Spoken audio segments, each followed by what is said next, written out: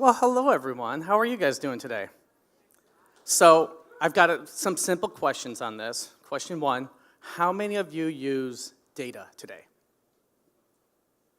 That guy doesn't use data. Okay, that's good. It's good to know that everyone uses data. So machines also use data. Isn't that interesting how it all kind of ties together? I have 187 slides we're going to go through here. So the key here on this is your data ethical? Can it be used ethically or not? So the typical ways we like to think of it is, if your bank says, I need your social security number and date of birth and mother's maiden name, you're like, I'm going to give it to the bank. I trust them. I trust them to give me a loan, because if I don't give them that data, they're not giving me a loan. Versus if you have a fisher or someone who's doing something illegal or illicit and they ask for that same information, or they glean it or steal it from another company, then it's bad. So at what point do we cross the line that that's ethically right or wrong? Because it's just data. It's just a bunch of numbers, it's a bunch of letters and characters. So is that implicitly right or wrong in having just the simple presence of that information or data? And sometimes the analogy that kind of ties in some of these pieces is, this actually came up with the head of Deep Brain and Deep Mind, whatever the name of that division at Google is. The question was posed, like, how are you going to keep TensorFlow from being used unethically? That's a good question. Like, how can we make sure that the data we have, our models, everything we have cannot be used incorrectly, wrong, or otherwise? I make one analogy. I'll share his analogy, and I have my variant of the analogy, is everyone likes rocks. You know, we like them when they build buildings for us, and we like them when they lay the roads for us and such like that. We don't like them when someone breaks our window and steals stuff out of our car, which is fair. I like the approach of, I sell the Ginsu knife. Everyone remember the Ginsu knife?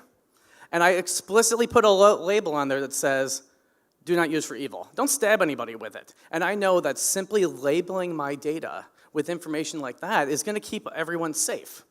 So, not necessarily always true, but at what point do we cross the line where ethics and our data and its use? Did anyone see that article over the past couple days around China using machine learning, visual, et cetera, in order to classify the Muslim minority so they can keep better tabs and tabulation on them? That's public. That's something that's in the news. Is that unethical?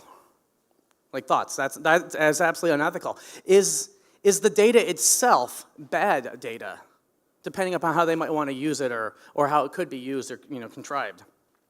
That's kind of one of the challenges on this, is how do we protect our data so it can't be used or misused? I like to think of anyone who has a credit report and was affected by one of the major CRA breaches and all of our information. Interesting, I never gave my information to them. Did anyone else say, like, hey, I'd like you to, especially with the one app earlier, the conversation earlier, I want a way for you to, arbitrarily limit my ability to get a loan, to get a house, to get a car, or something like that. That's information we never explicitly gave them, but they implicitly use against us. Are they using it unethically? If we get that loan, no, this is amazing. If we don't get that loan, absolutely, this is a travesty.